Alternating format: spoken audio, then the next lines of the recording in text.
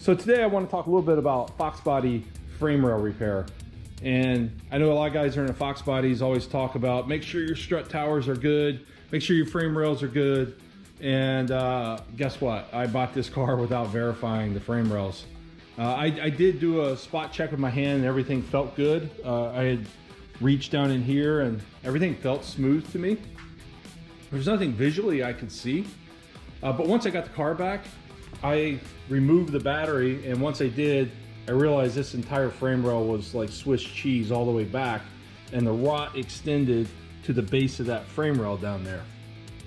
Now, I didn't know exactly what to do to fix it. I almost panicked and thought my car was junk because I didn't want to spend that kind of money to get it fixed.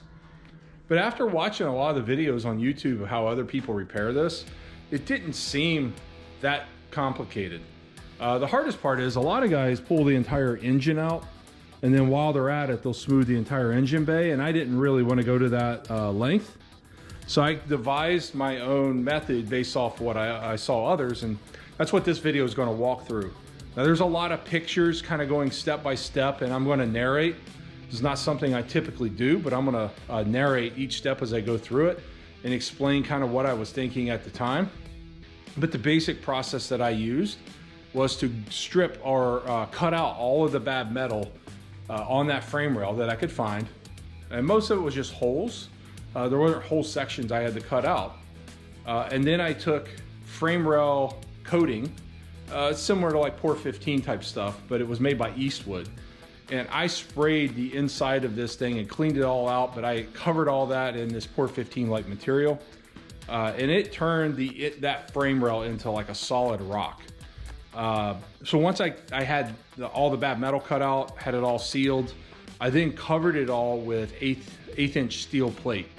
And I found 4-inch wide or 3-inch wide steel plate, and I boxed it in, and I boxed it on the outside of the frame rail, underneath, and then up on the side, and I covered the top plate here.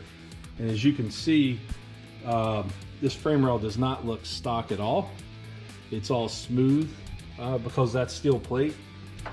My welds probably aren't the best, but I ground all the welds down, used body filler to smooth it out, and then I painted a satin black. So today, working on the SVO, dealing with a little bit of frame rot issues. Looks like I'm gonna have to do a little bit of repair here. If you look there, you can't quite see it in the camera, but that's bulged out on the frame, which leads me to believe it's pretty much toast. So the first step was to get all of the bad metal out of this frame rail. And I pounded it out, I scraped it out, and I just had probably 5 pounds of rust on the floor by the time I was done. I ground down the outside of this. I dropped the cradle down, pulled the bolts out, cleaned the surface, ground the top side of it on the inside, dug all this bad metal out, and I even cut an access hole at one point so I could get inside and check out the condition of the inside of the strut tower. And then I started using, Eastwood makes a product called internal frame coating, and it comes with this sprayer where you can plug that inside every single hole. I literally sprayed half the can inside of this frame rail.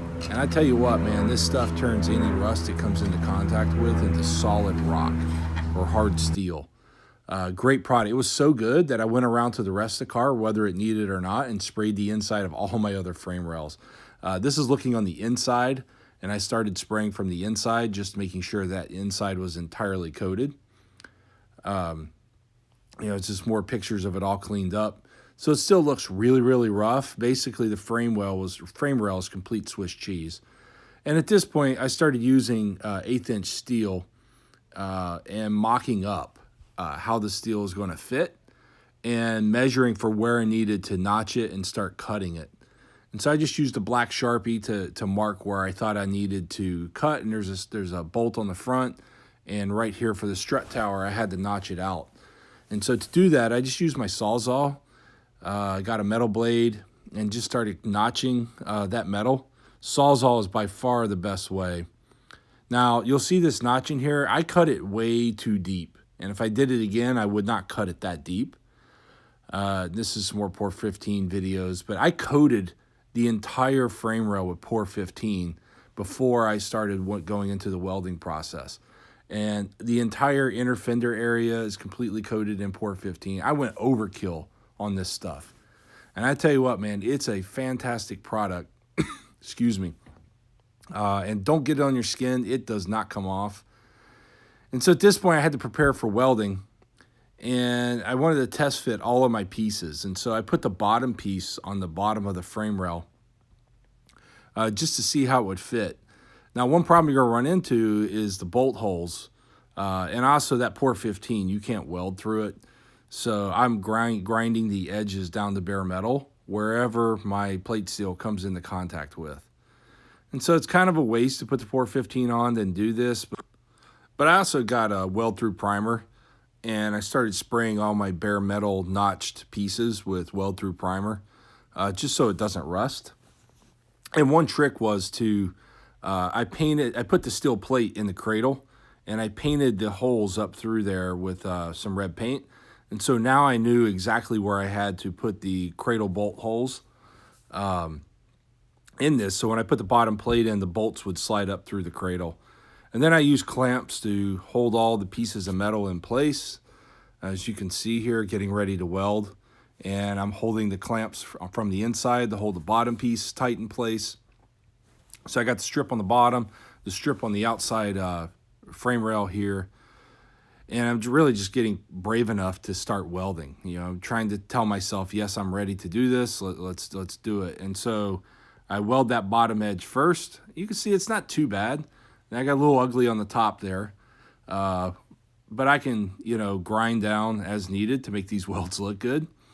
And so after I got it all stitched in, I, you know, just ground it down. Now right there, I got some really ugly drips. You can see it's not the best, but now my inner frame rail is still exposed. And so I did the same thing. I just laid that 3-inch steel. And I think I actually used 4-inch on this side and then cut it down. And then you can see I started laying it in there and stitch welding it across the top and then stitch welding it across the bottom, making it nice and solid. And you can see, you know, and then I added the top plate on there and then welded that back to the other, the inside again, and then welded it to the inside. And at this point, what you're seeing here is I'm grinding all of the welds down so the welds are nice and smooth, and I'm getting ready for body filler.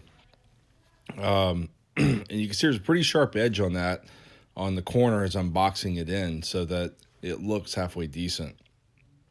And then this final picture shows what it looked like after I used body filler, smoothed it out, and then covered it with some satin paint. So the process I used wasn't all of that complicated. You just had to go step by step and be very methodical and clean and get all the bad metal out. Make sure you coat all of the leftover metal, and then box it in with some 1/8-inch steel and weld it up really, really good so it becomes part of that unibody. And you end up with a saved Foxbody. Now the only step I don't show here is I had to weld my sway bar bracket back on, and you know I basically just repaired that bracket and spot welded it back on and put my sway bar back in place, and it worked perfectly. So you know, again, this isn't the perfect way to do this, but it's the way I use, and it worked, and it's a variation of other methods I've seen on YouTube and other places.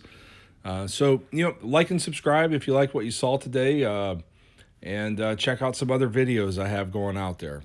Thanks, everyone, and have a great holiday. Happy New Year.